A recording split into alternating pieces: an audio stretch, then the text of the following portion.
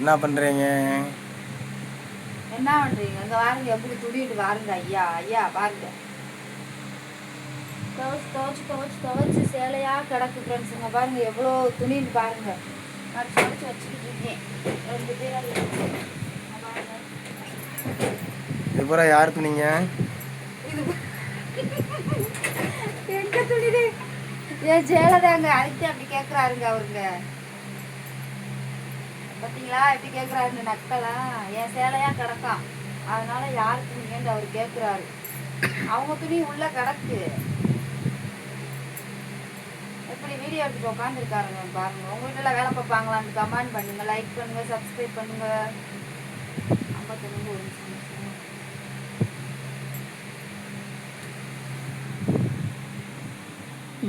ஒரு நிமிஷம் மட்டும் வரட்டும். சட்னி ஒரு கட் பண்ண